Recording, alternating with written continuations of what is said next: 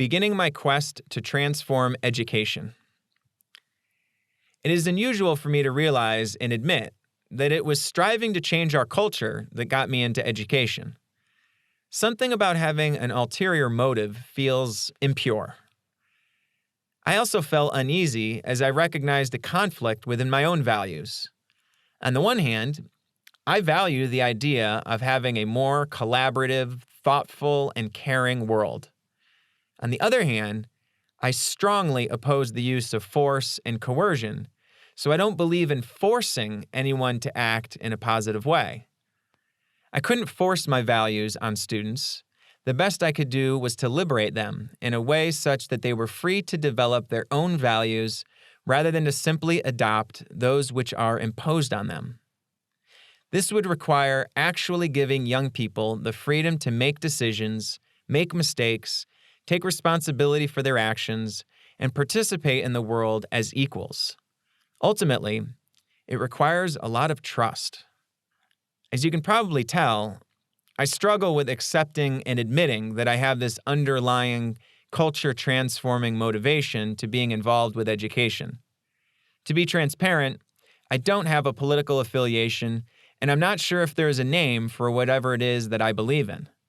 My utopian vision for society is such that one day in the future, aliens visit Earth and cannot tell if they are looking at socialism or anarchy, meaning that they see everyone cooperating and collaborating and sharing and treating one another equally, yet they are not being forced to do it.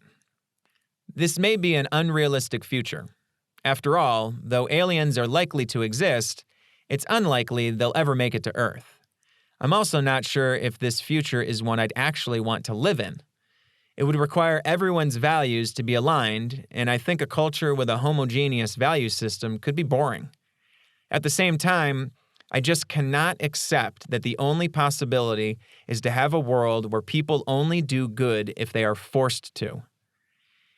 Even if my fantasy world of a socialist anarchy never comes to be, and it likely won't, it will always be important for a healthy society that people are educated, critical thinkers.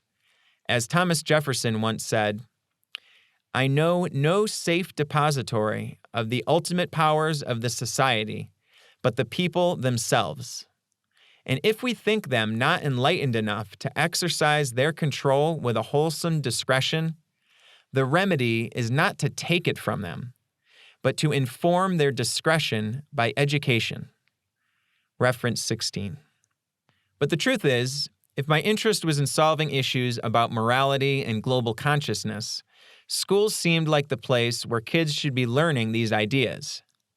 If schools really thought these topics were important, kids would be tested on them, right? But in reality, nobody ever gets a grade on morality and consciousness.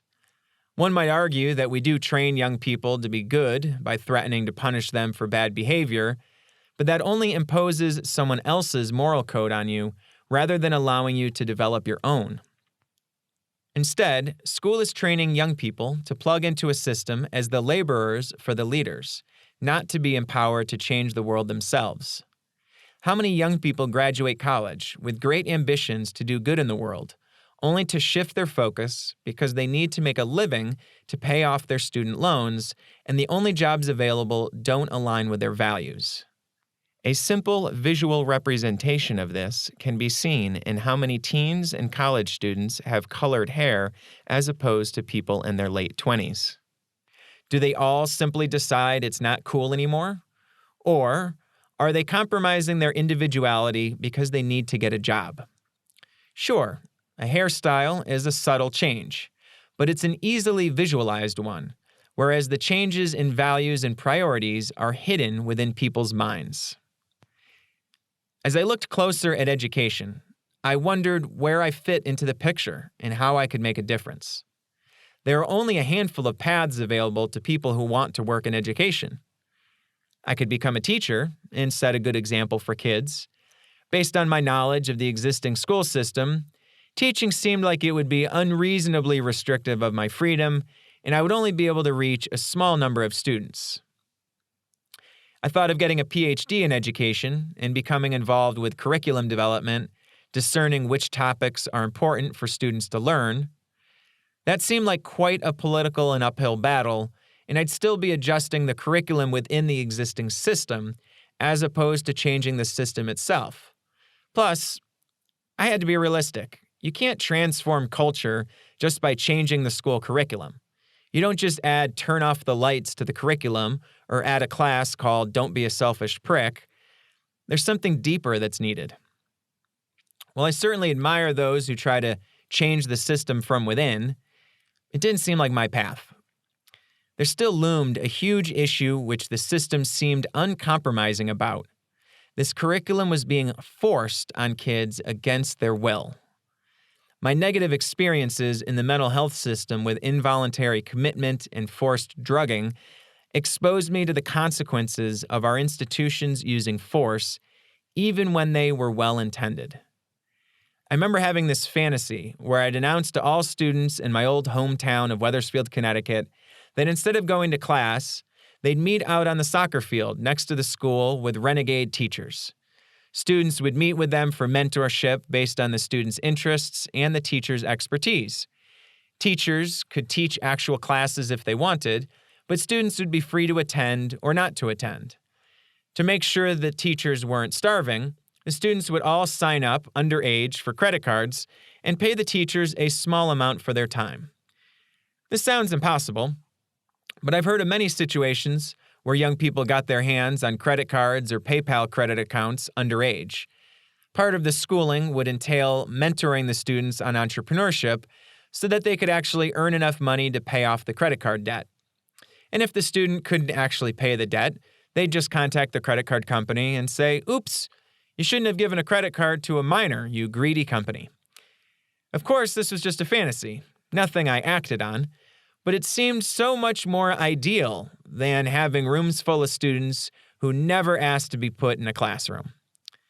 I ran this idea by a few friends who told me that I was crazy and predicted that I would ruin children's lives and get put in jail.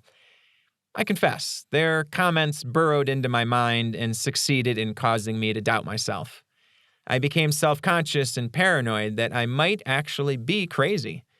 I feared that I would hurt people with my poor, murky judgment. My sensitivity to the judgment of others is a personal issue that I'm still making progress on. Consequently, the fear and stigma of being labeled crazy has cost me much time and progress. I couldn't see any place for my approach to learning within the existing school system. Feeling stuck, I reached out to several people for guidance whom I consider mentors. It is important to distinguish the difference between a mentor and a teacher. A teacher in a school is one who is responsible for planning out coursework, setting expectations, delivering information, and evaluating your performance. Their overall goal is to take you from a predefined point A to point B. A mentor, on the other hand, behaves more like a sounding board, providing their wisdom, answering questions you might have, asking you challenging questions you might not have considered, sometimes sharing stories or experiences that worked for them, and making introductions to people who may be helpful along your journey. While you may discuss and set goals, there is no predefined roadmap to follow from point A to point B. There is no clear starting point and no clear finish line. In meeting with my mentors, we discussed a lot of possible paths that I could take to gain a footing in the education world. One possibility was to submit a grant proposal to get funding for an experimental project that gave youth freedom over their learning. A more grandiose possibility was to move to an undeveloped country and test out my theories with youth who had no access to schools. The trouble is, at this point, I only had my own personal experiences to guide me in justifying that self-directed learning was a good idea. As one of my mentors told me, "You've done a lot of me-search. You need to do some research." The most practical solution to filling this gap in my knowledge was for me to first become a teacher in order to get firsthand experience in the school system. The idea of becoming a full-time teacher was pretty daunting given the current status of my health, which was not ideal. The month after I was kicked out of my company, I ended up in the hospital twice with cardiac issues. My mental health was also not great. I was stressed. I wasn't emotionally resilient enough to deal with the possible backlash that might come from shouting from the mountaintops that kids should not be forced to attend school. I had never been so stir-crazy to get started on something I was really excited about, yet also self-aware of my physical and mental limitations. As it felt like things were crashing down, I felt the urge to start something new quickly before the aftermath could set in from the past failures. I was strongly advised that I take things slow and take care of myself. I needed to understand that the endeavor into changing education would be a marathon, not a sprint. Yet I couldn't shake that inner criticism that kept saying, taking it slow is the same as quitting. You're not a quitter, are you? That type of mentality is not helpful at all and is too ego-driven. A great piece of advice I received in dealing with your ego is to put your ego in the passenger seat of the car. You don't want to let it drive. It will get you killed. You also don't want to put it in the back seat. Otherwise, you're suppressing it. But you can let your ego be your fun, exciting co-pilot. The solution I came to was to move back to the Northeast United States where my family lived to get some emotional support, see a good doctor about my heart, and apply for jobs teaching high school physics. Through teaching physics, I thought I could expose youth to a view of reality where we are all connected as one beautiful universe and anything is possible. When you cut through all the distractions that more integrative sciences create, like chemistry, biology, neuroscience, psychology, sociology, etc., physics is the most fundamental way of looking at the world. Maybe through teaching physics, I could manifest a more loving, caring culture. After all, studying physics is the path through which I developed a lot of my own insights about humanity and the value of doing good in the world. As I applied for positions and went on interviews, an uncomfortable feeling kept creeping in. I simply despised the notion of having 30 kids sitting in a room against their will and forcing knowledge down their throat. It just didn't seem moral. It wasn't compatible with my life philosophy at all. Why are we forcing kids to learn? Is learning so painful that people wouldn't do it on their own? Do they really need to be forced? Do we think so little of our youth? Why do they need a teacher to tell them everything?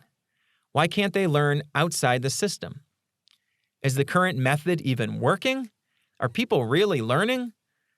Was I about to become an enforcer of this factory-style schooling system that treated kids like a product to be pieced together on an assembly line, grooming them to fill a position in a mechanized society? How could I teach young people to learn how to think for themselves, make decisions, and create things?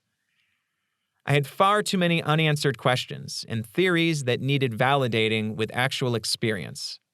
Fortunately, I was offered a job teaching freshman physics at a high school in Western Massachusetts. Immediately, I realized that the situation was worse than I expected.